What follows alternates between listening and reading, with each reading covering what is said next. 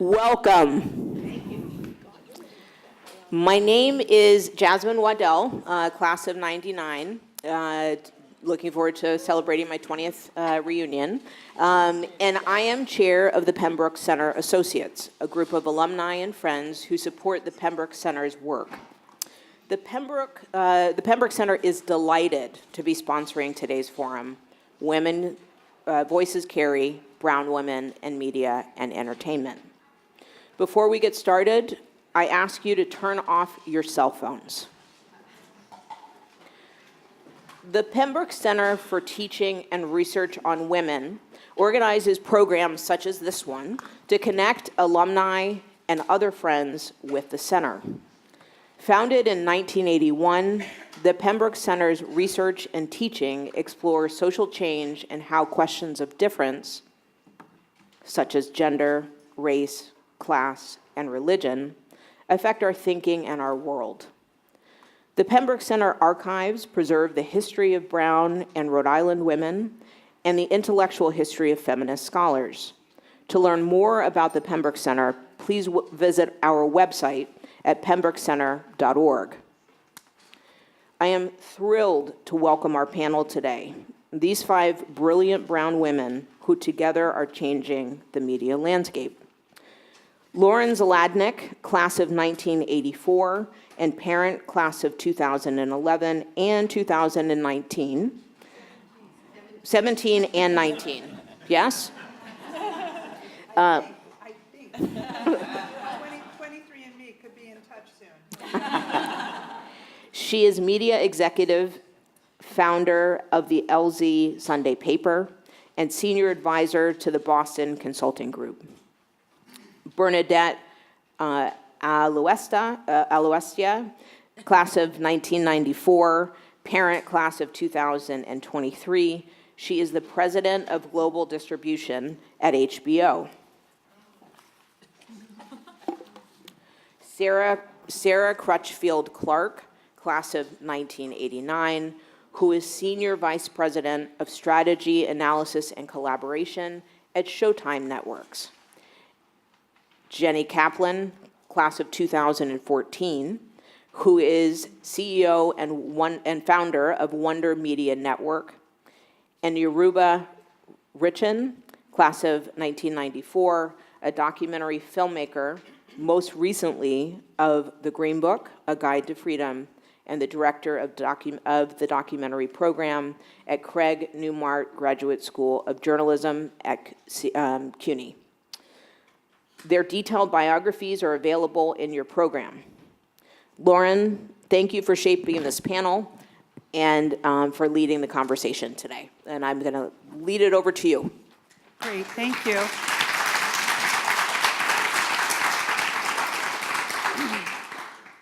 I really want to thank you, Jasmine, and the Pembroke Center. A lot of effort goes into this reunion weekend, commencement weekend, and a lot of effort, strategy, thoughtfulness, oversight, budgeting, advocacy goes into the creation of these incredible centers at Brown, none of which is more important than the Pembroke Center. And I was just saying that in my time, I lived on Pembroke campus my freshman year. Pembroke was the old girls' school of Brown University, and Sarah Doyle was the Women's Center.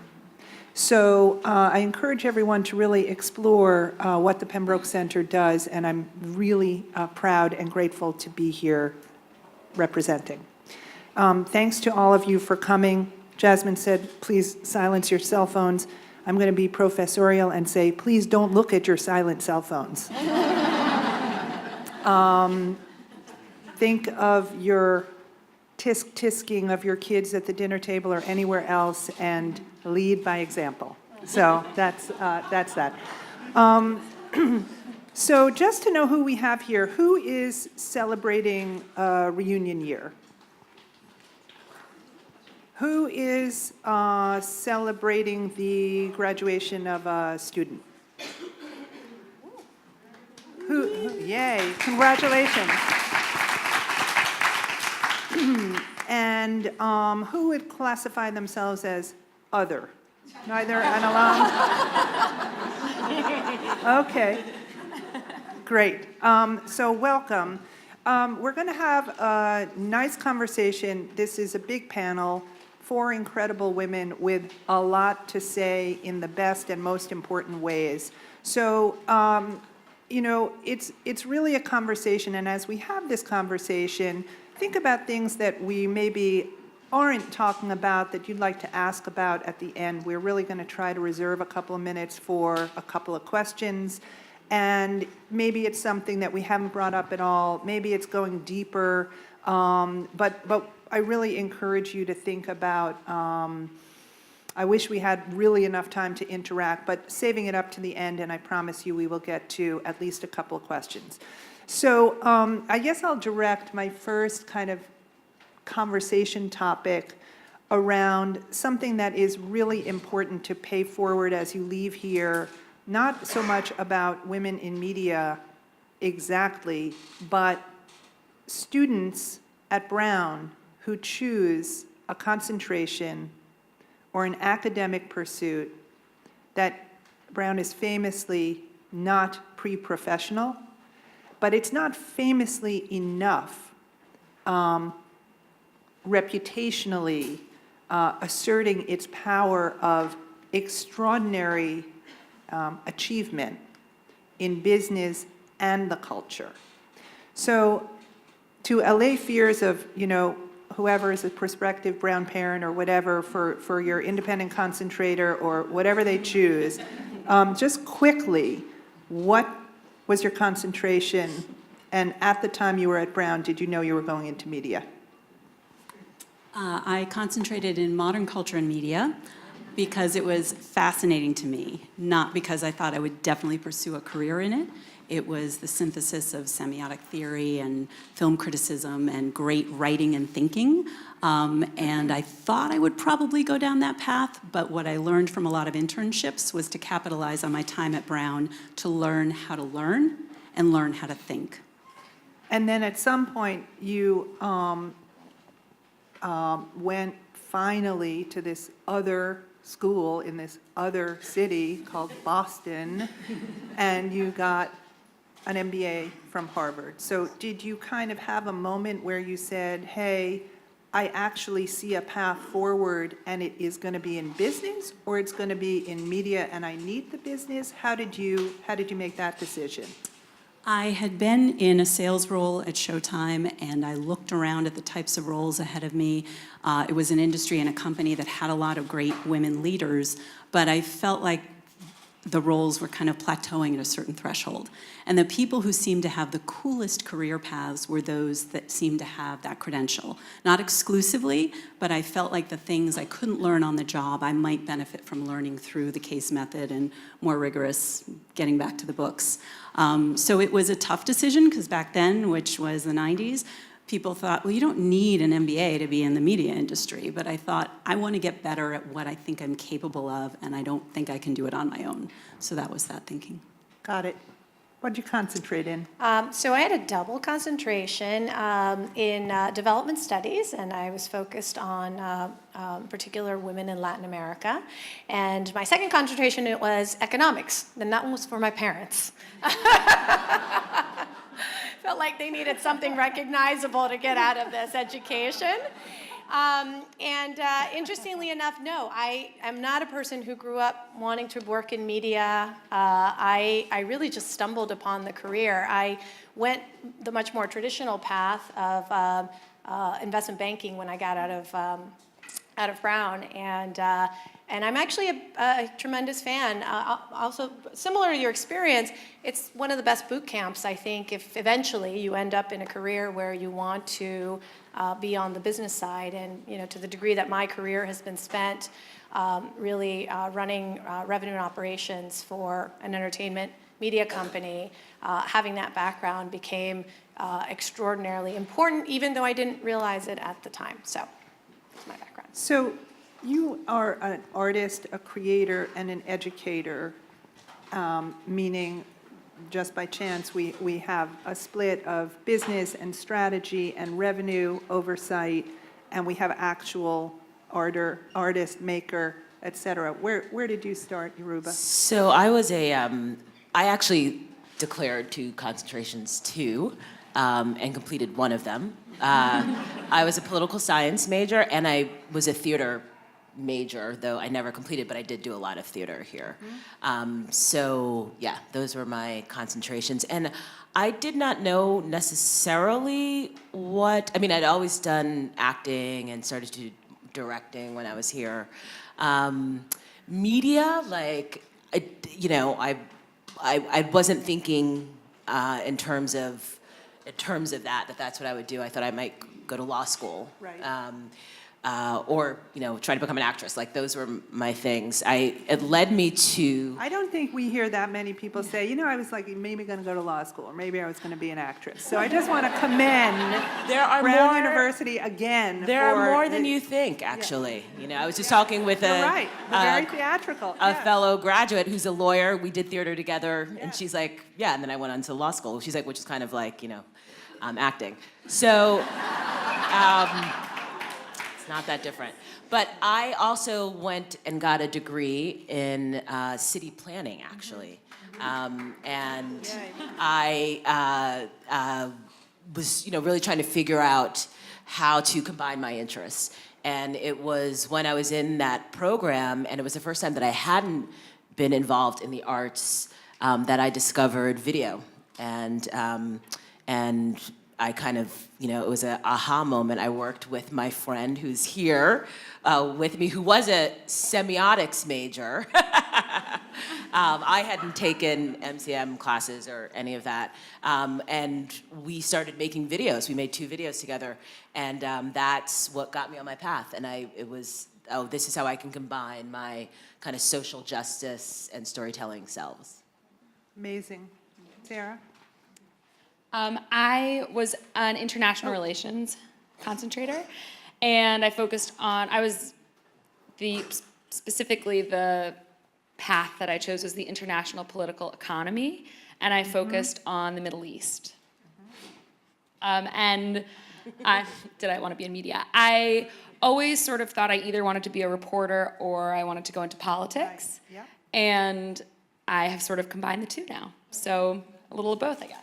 So we'll get into it a little bit more later, but just because it's a relatively new enterprise, it has not been on the scene very long, and the whole industry is really gaining a lot of velocity, and I'm sure we've all touched it, but just say exactly the company you founded and what it does. Sure. So I founded with my co-founder, Shira, who's here and also went to Brown, an audio-first media company. So we're focused on podcasts first, called Wonder Media Network.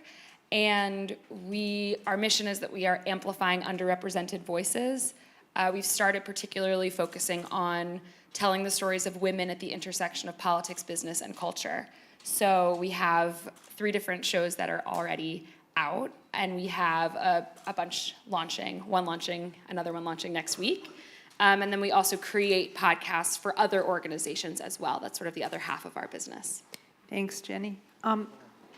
Here's the interesting thing for me as a moderator, and what got you all up after Campus Dance, and I appreciate that. And I also appreciate not being scheduled in the 9 o'clock panel slot. But, here you have 4 extraordinary people. Here you have 4 extraordinary careers, extraordinary histories, and yet we titled this forum Women in Media, and there's an expectation that now we need to talk about being a woman in media instead of really being an unbelievably successful student, human being, and business person. So, by the way, I'm not going to disappoint. We're going to get into it in about 10 seconds. But I'm just pointing out that that's where we're at today. Okay? That's where we're at today. We still need to talk about it. We still need to amplify it. And it is my real wish that someone we know, maybe us, maybe if we last long enough, maybe our kids, maybe someone will get up here and this panel will just happen to be this panel about people in media, the way it was for the last 50 years at Brown. I guarantee you that the panel in real estate, the panel in banking, the panel in international affairs, I guarantee you does not look like this panel. But it could today.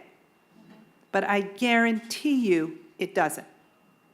So think about that when you, these are very powerful people who, whose kids go to Brown, who are alum.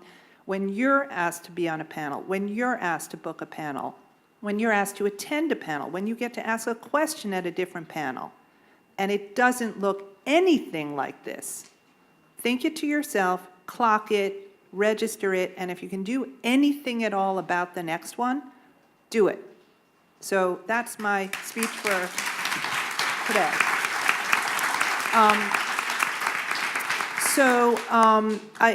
I can spend a long time actually telling people how to affect that change. And I'll just give you one tip.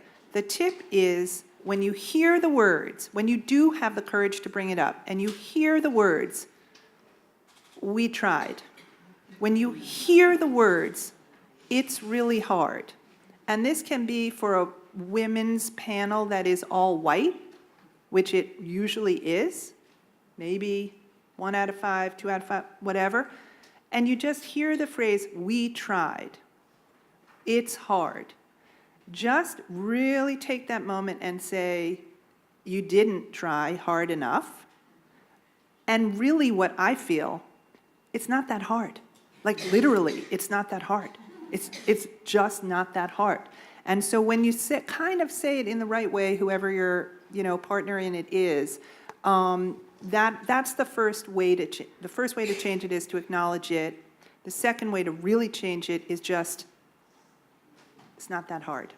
Okay, so when you were MCM majors, econ, international relations, theater, and then you had this turn into the beginnings of a career, it's really spectacular. You're really at the beginning of your career. It's so emotional and beautiful and rosy, and for real, like it's just, you have an embodiment this weekend of the world is opening up for people.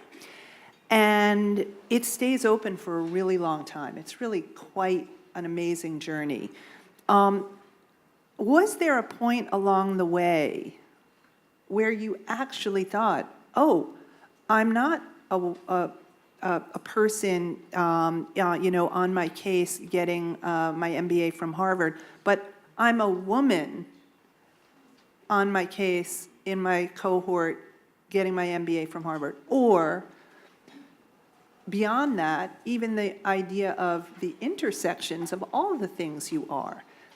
Were there moments at work, at school, whenever, where you thought, I'm not just the person doing this, but I'm the woman doing this, I'm the black woman doing this, I'm the person of color doing this, I'm the brown woman doing this, I'm the Jewish woman doing this? Where and how, or if those moments occurred to you, to anyone? I mean, I'm just going to say, for me, it happened right away. It did. I think that and I love how you said it, and so it is very interesting to me that, by the way, I am at HBO, but this is actually my last month at HBO, and that's a whole different conversation about, after 22 years being at one company and building what has been an extraordinary brand, moving on. But I only say this because, to me, it's very... Basically, you said, if Veep's done, I'm done, right? If Daenerys doesn't win the throne, I'm done. That's it. That's what happened. That's what Done. happened. Right. But it's interesting to be back on this campus, and I loved how you said it.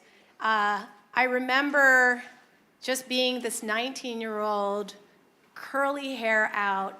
By the way, most people, if you see the picture, that's what I look like professionally. And what's crazy is that this gorgeousness has not been out professionally in a very long time. So, but partly actually because I felt that the minute I left Brown with all this I was going to change the world. And then I went into investment banking, which immediately puts you in the women in one room. By the way, I still went there when women had a whole orientation by themselves about how to dress appropriately. And, you had to wear stockings, and you weren't allowed to use short No sleeves. open-toed And shoes. the whole point was don't Yeah. wear anything halfway provocative or that kind of sets you apart. So for me, it came right away. And I mentioned the hair story because it is a hair story. In my very first week at the very first job I had, I remember right away. I remember it like it was yesterday, sitting in that meeting, and I remember a group of men, kind of the face of, ooh, I don't know about the hair, and I began blow drying my hair pretty much every week. So for me, I feel like professionally, and then when I went into media, which I thought would be a much more liberating experience, I found it to be just as corporate and just as constraining, in particular for women of color. So for me, I don't think there was ever a moment where I went into the industry feeling the glow of being in it. I think from the beginning there was the realization that in order to be successful, I'd have to flex and adapt to the culture. And my hope, though, is I look at generations today that are having a very different experience. And I know we'll get to this, but a lot of it is also just, the entrance of new digital players, brand new startup companies that are being started by women of color, by people of color. I think that there's a new version of really what a successful culture can look like, and that it doesn't have to be cookie cutter. Yeah, I mean, for me, there was never the rosy glow of I'm gonna, be able to, dominate this industry. In fact, it was the opposite. When I started doing documentary film, which was like in the late 90s, early 2000s, I mean, there were just so few models of, directors, African-American women directors. I mean, I sought out mentors who were men who were doing who were very generous and wonderful in mentoring, but there were so few women of color directors who were like independent making films. And that's changed somewhat. The statistics still aren't great, but at least they're taking statistics. I mean, they weren't even looking at documentary and what the industry,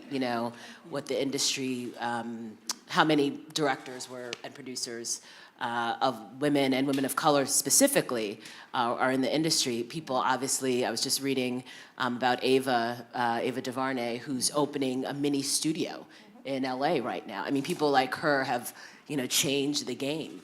But I think it was the not having the models of that this was something that I could do and make it and be a viable career. That didn't come out until really in the last few years, when I was actually supported by an organization, Chicken and Egg, which funds women directors, and they started this award to help specifically women to think about their career. So it's not just, sort of careening from one job to another, one film taking 5 years, 6 years, but actually what is it you want in your career? And that was the first time I'd ever thought about it. And that was like 3 years ago. That's interesting. Yeah. Yep. And that it allowed me to think about it, that I could be legitimately think about, this is what, my 5-year, my 10-year goals are, as a documentary filmmaker. Jenny, I'm curious, just from the generational perspective, what'd you think? More to think about because it was taught and taught so explicitly at Brown, or less to think about because you're already, maybe coming into a more evolved world? How did it happen? I personally think, this is your 5th reunion, I personally think that the first 5 years out of college are extraordinarily difficult years and always have been, no matter how successful, whether you get a job or not get a job, or, things like that. It's really like the only other time I think, maybe from 0 to 5 is like that, and then in a way, 21 to 26. But what were your expectations around this, and then what did you find? I feel like I had a very rosy perspective graduating. I felt like I could do anything, that there was nothing. I didn't really feel like I had to particularly think about gender in the workplace when I left.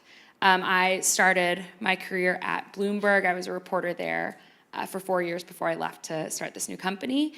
And I would say that wasn't until about a year in that they are doing a great, Bloomberg's putting a lot of effort into changing things in some ways, but about a year in, looking around at some of my peers and seeing just the small things that aren't huge. I mean, newsrooms have become way, way, way better than they once were, but I just saw some cycles of people, and particularly women and people of color, who were not getting the opportunities that others were, or their work was continuously being called out as lacking for reasons that didn't make a whole lot of sense. And so increasingly, I sort of feel like my eyes were open, and then all of the Me Too stuff happened. And then as coverage increased, we also were talking about it much more in the newsroom, obviously, because every day it was sort of like, who's in it now? Who are we catching today? Which is sort of not funny, but felt like it at the time. I mean, whatever. So I think that increasingly over time, like as we talk about it more, I felt prepared in a intellectual sense. We definitely learned about it a lot in school, but I had a very, very rosy outlook until I actually was in the world. So it's interesting, you know, that Me Too probably was October of 17, right? So it's just about almost halfway into your 5-year post-grad tenure, and you were a reporter in media, you covered it. You were at a company, Showtime is a subsidiary of the CBS Corporation. You had a tremendous year or more, lots of fun drama. If we were having a regular panel, we could talk about the regular fun Game of Thrones-ish drama that was happening in the boardroom anyway, but then you had a significant distraction and, you know, extraordinary series of events around the CEO. And at your company, after this 2-year, $75 billion merger was approved and the new folks were put into place, there was a hole that dropped out of the bottom of the floor because one of the chairs of the divisions was also brought down in a Me Too scandal. And so, you know, it is such a interesting time where it's being spoken of either full-throatedly or, believe it or not, in my estimation, very hesitatingly as well. Because there's doubt, because there's disbelief, because there's goodbye parties, big goodbye parties for these folks. You're reading it on the front page of the Wall Street Journal or the New York Times or the Washington Post. And there's a, you know, $50,000 company expense goodbye party for the same person in the company. And so, you know, what I'm curious about is on the internal side, what would people not be seeing when they're reading the headlines of Momentum? Or maybe we read headlines and we have a right to say, holy crap, you know, verdicts being issued before the full investigation.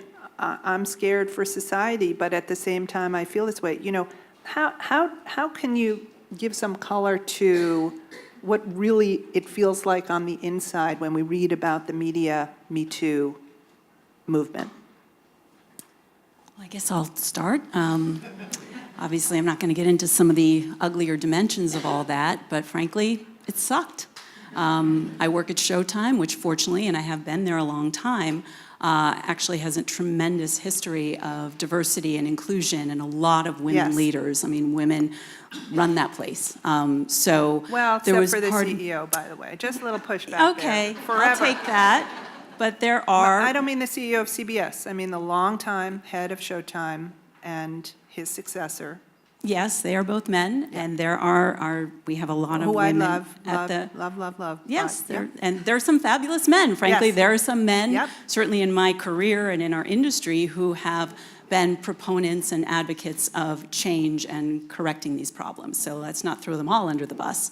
But it was challenging because, part of, my intellectual day job mind is we still have a business to run and work to do. How do you manage morale? How do you communicate as transparently as possible? How do you, let people know how you feel and be vulnerable in the moment of disappointment and disgust? How do you confirm that, the senior management knows how important it is to communicate to everyone about what we know, what we don't know, what we're going to do? One of my bosses is now the CFO of CBS, and she has always, throughout her career, in a number of different ways, really supported women's leadership, treated people with respect, and done everything with the utmost of integrity. So I sleep better at night knowing she's over there making strategic and financial and operating decisions. And there are other senior women there who are dealing with the problems. And again, there are some pretty serious problems, but the fact that David Nevins, our chairman, has been so supportive and so transparent within the walls of Showtime, letting us all know what's going on, where we can go, what we need to do. I read the newspaper with a certain amount of dread. It's like, what's next? Who's next? And it's frustrating. But I think by modeling through my own choices and my own actions and keeping the other senior executives accountable to our organization, as well as doing the other things that just matter to me in terms of mentoring and volunteering with the Young Women's Leadership Network, being someone they can look at who can have a career journey that I'm proud of, paying it forward, bringing people under my wing when they're feeling a little lost or astray or frustrated on much lesser concerns in their careers. So I really think it's about holding on to your values even when it seems like other people around you have completely lost theirs. I just want to say, from the perspective of, I was at ABC News for 4 years. Yes, that's right. Yes. And I had started working in documentary film, went over to the news side, and then went back into documentary. But one of the Me Too people was, I can say it's public, a guy named Mark Halpern, he was, before he was at Time, I think he was at Time, and he was like a commentator on MSNBC. He ran the political desk at ABC, and I worked under him. One of the first jobs I had was following during the 2000 campaign. And the thing that struck me, and I remember texting my old colleagues and being like, can you believe this? All this stuff about him, bringing these girls, young women to his hotel room and, flashing them and all this crazy stuff. And the thing is, none of us had experienced that, but we all knew that this guy was an unpleasant person, and that he, was arrogant, and that he, that he didn't treat people well in general. And there was also this deification of him, and that's really what I think, the way that we deify, these men as, they know, they're the political genius in this case, or they, know the investigative genius or what have you. And I think that's, that deification where we're not questioning those, we're not questioning that their judgment or their talent. It's just given that this is the guy who can tell us all about politics. Look how wrong these people were. You know what I mean? So that's what I thought of how we do that, as women, as we sort of play into that as well, and that we need to break that down. Well, I think it's an incredible point to make that when you see undiluted power, we all read about it. We know about the concept of corruption, moral corruption, attitudinal corruption, ethical corruption in concert with the rise of power. And it also plays into the everybody knew something, right? Everybody knew, open secret kind of thing. Like I hear that theme throughout. I do want to make a distinction there's not a lot of little kids. There's maybe one, so get ready. Okay, he's good with curse words. In my industry, in most industries, maybe in the world, being an asshole is not a crime. It's really not. And so there's tons of people I don't want to have a drink with. I don't want to mentor them. I don't want to maybe be around them, but there they are. They're my peers. They're my bosses. Some of them are useful employees. So there is this thing where, especially in aggressive worlds like politics, like media, like being an agent when you're really competing for a scarce resource, it is very hard to distinguish, like, what an asshole, from there's something wrong. And I think that's been a kind of interesting Can I just wake up comment, too. though, that I also think what's been very interesting is almost also the flip side of that, Yes. which is he's a nice guy. Oh, yes. He's a family man. And I think that it almost becomes just as difficult for women who experience, and I know we can talk about, right? There's overt violent assaults, and then there's a whole degree of behavior that in many ways, again, impacts the ability of women and people of color does that play to do out? their roles. But I just want to say that in some ways, and this is where I think the media industry does suffer from big personalities. So there are oftentimes, yes, the assholes, there are oftentimes people who are magnanimous and have very public, wonderful personas, who are very much the perpetrators of the behavior. It almost becomes just as difficult for victims and women to really be able to feel that anybody will believe them, especially when the person has such a stellar, brilliant reputation, and in many instances does seem like I can't stand what a nice guy, but I think there's a lot of that. And I think back to your point about how does it feel like to be on the inside, Yes. there's a lot of, it's the whispers in the hallway. The amount of women who have side-by conversations with each other, and I know this was reported of a lot, where there's also the self-protecting of other women. Look, I run a department of 1,500 people. 70% of them are women. And what happens in women's leadership, and I think this is actually a burden for women at the very top. I worry for your CFO, just having been in the role.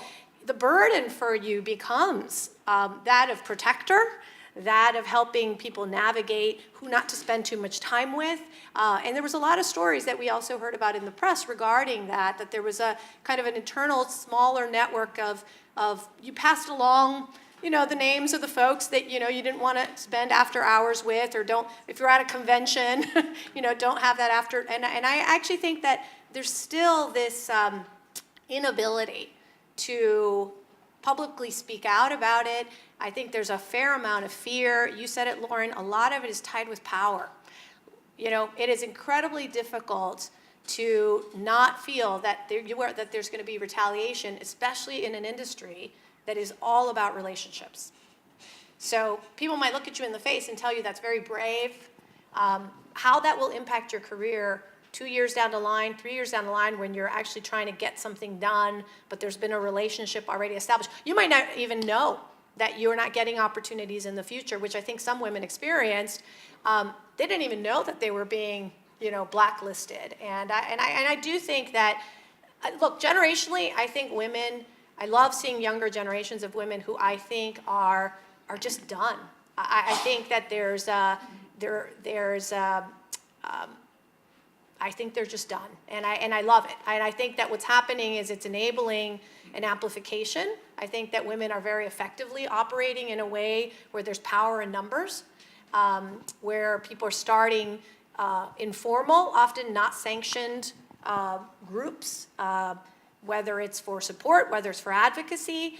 And I do think the industry has turned a corner in that I don't think we can put the genie back in the bottle. Well, let me ask you a question, because the numbers say otherwise.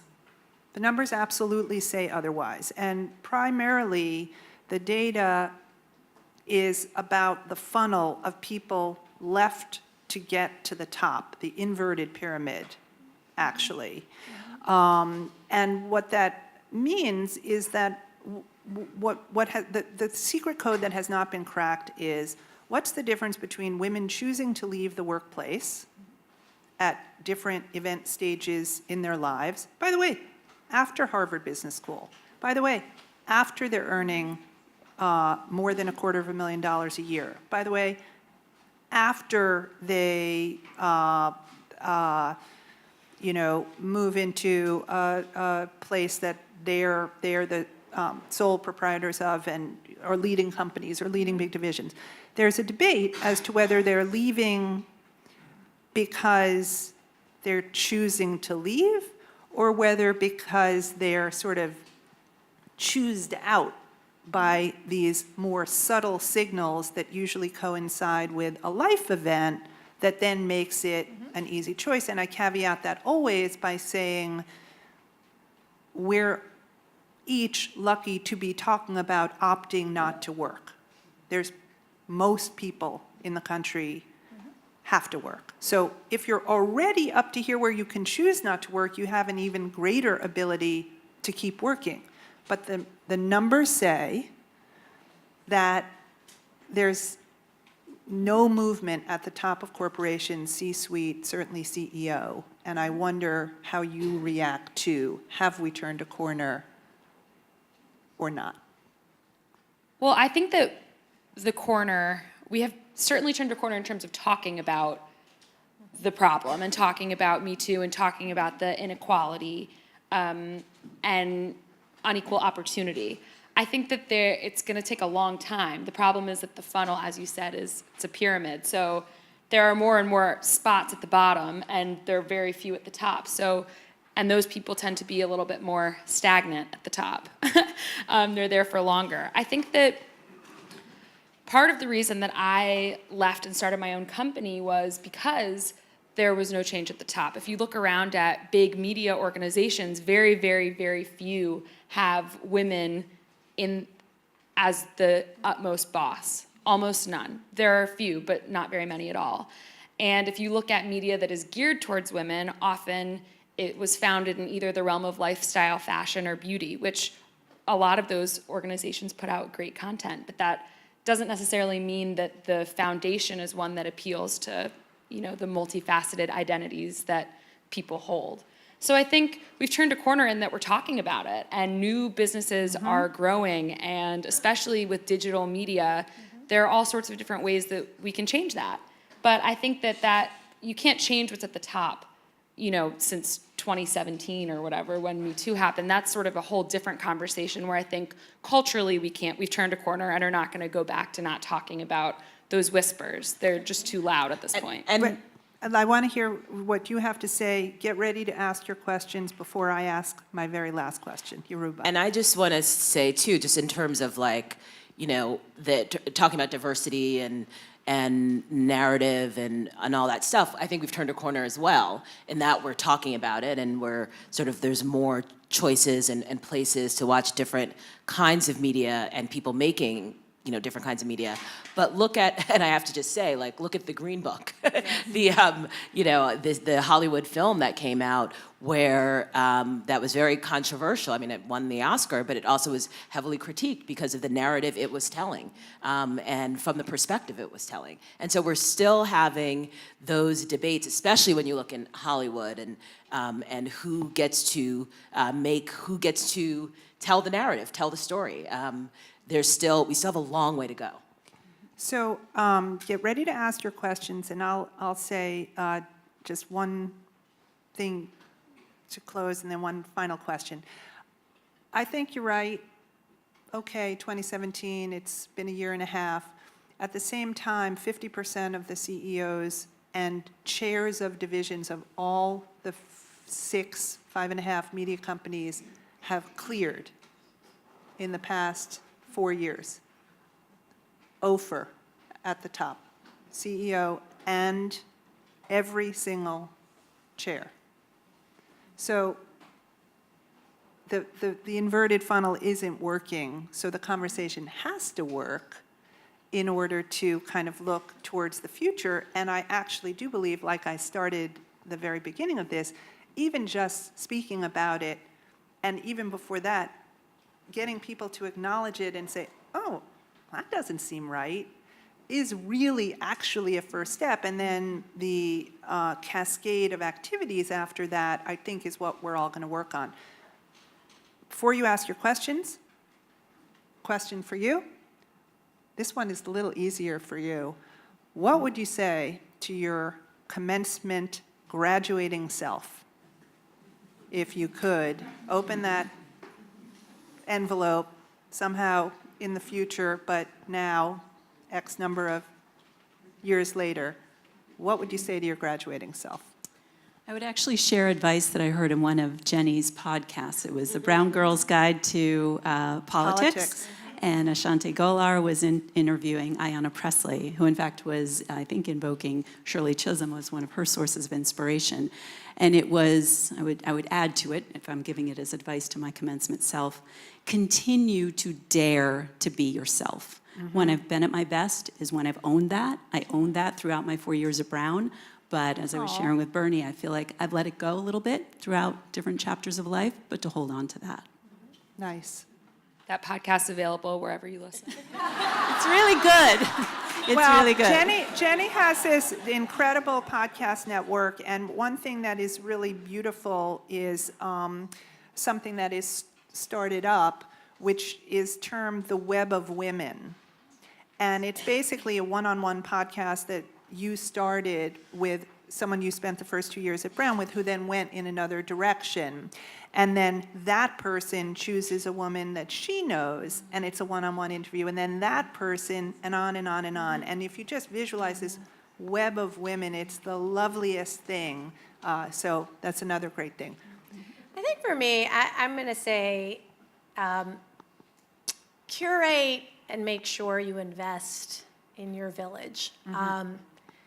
You know, I think to the people along the way, many people who I met here at Brown, who along the way have sustained, who have been the best advisors, that village gets you through, really fundamentally, the ups, the downs, because you're right, you're going to be disillusioned, you're going to find that things aren't the way they are supposed to be.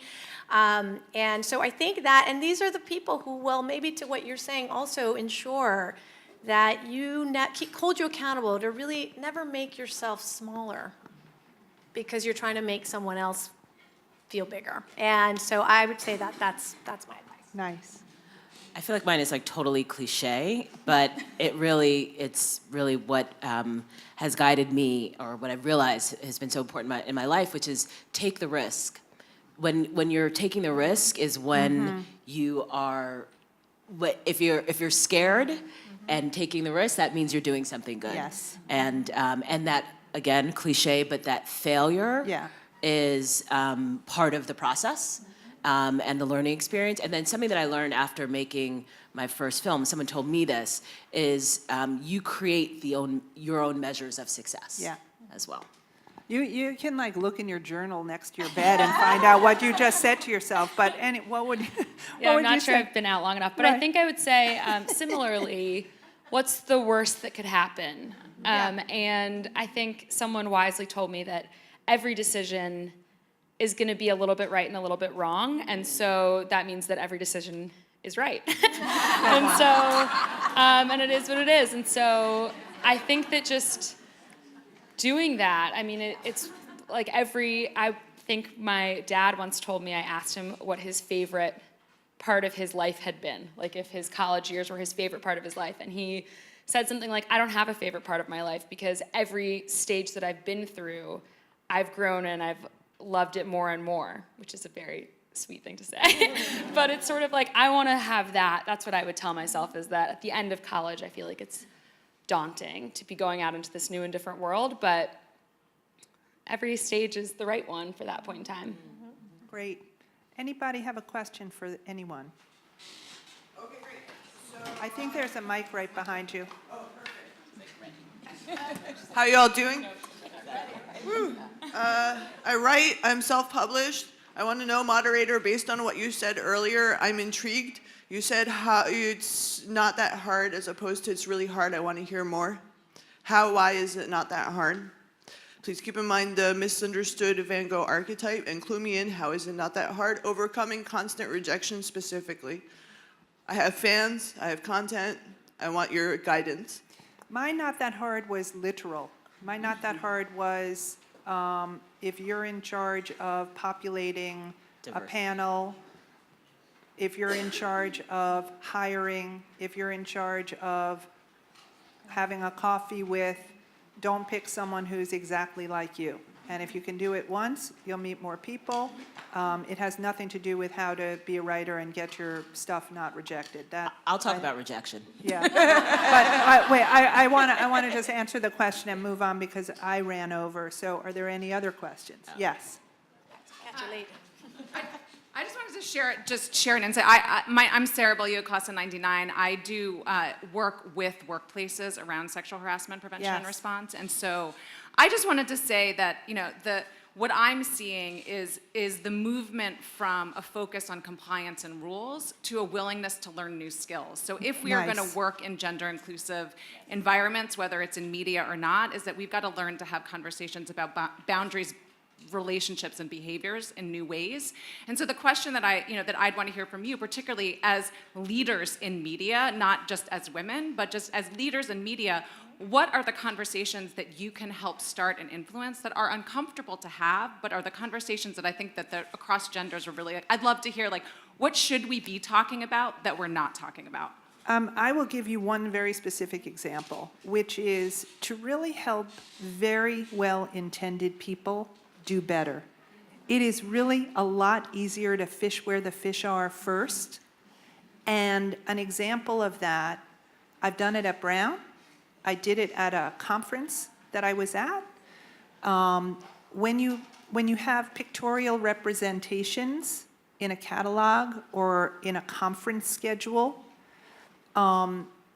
the unconscious bias, it's a very easy place to point. You don't have to accuse anyone of saying anything wrong.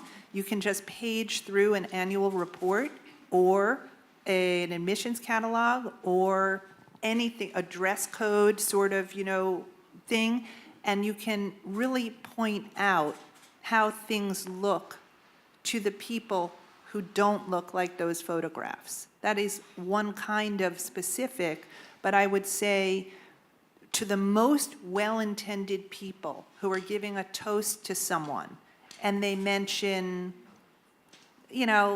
let's say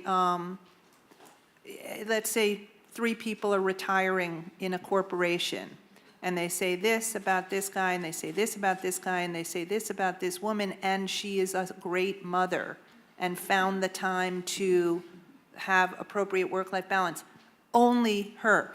That person, that's the next step of hard. You got to take them aside and say, look, it's not that she wasn't, and it's not like he and he weren't, but you only mentioned it for her. So it's literal examples of the unconscious bias with a willing person who isn't defensive that I have found the first steps, and then institutionally, it becomes a higher degree of I'm just going to difficulty. quickly say, back to just taking One a last step question back after to this. just running a large organization that has all sorts of people in it. I actually think that the advent of data has actually also been, again, a great Yes. tool to really hold people accountable. Because I think when we have soft conversations and they feel like they're the right thing to do, or I think people think it's optional. I think that data, whether that is the ability to actually see whether successful products that go to market, successful shows, why aren't we greenlighting more of the ones that have shown us they're successful? Whether it's data in hiring, the idea that we're saying we're doing all the right things, and yet, lo and behold, we seem to be hiring the same people over and over again. I think that, and so there's a lot of different areas where I think data has become actually a real friend in just objectively showing Yes. people, like, this is what we're doing. We're saying, I think companies, especially media companies, great at talking a great talk, but I actually think that has been something that fundamentally is changing the landscape, not just of how we hire, how we do business, how we allocate resources, the type of projects that we greenlight, I think that is going to be something that's going to become even, especially as it's becoming more of the norm, an acceptable norm of measuring success. So I think that's going to be very fundamental. Fabulous. Absolutely agree. Last question. I actually wanted to hear what Ms. Richen had to say About rejection. Everybody Rejection? relates to that, yes. Well, so rejection, of course, is a big part of being, you know, a filmmaker, an artist of any kind. And, you know, I mean, rejection is, I mean, it's the thing of like, you apply, send in your stuff, and you get rejected until it happens. I mean, that's literally how it works. And also, two, are you asking the places that are rejecting you, hey, can you give me feedback? Hey, somebody who's, you know, who has had some success in your field, can you look at this and tell me what you think? Sometimes you also have to reshape what it is your project is, or how you're writing the grants, or how you're presenting your trailer, whatever it is. So I think part of that rejection is, yes, you feel bad, you feel mad, you feel angry, you feel I'm never going to get anywhere, but you also have to be open to changing and shifting it, you know, if you want to get that, whatever that thing is. And it's literally, again, cliche, but it's like persistence. But rejection is completely part of the problem, part of the issue. And quite frankly, you know, even as you get more, you know, maybe you have more stuff under your belt and you think, oh, this next project, you know, they'll like this, or I can get funding for that, and you're still getting rejected, Yeah. so. Thank you very much. Thank you for coming out. Have a fun night.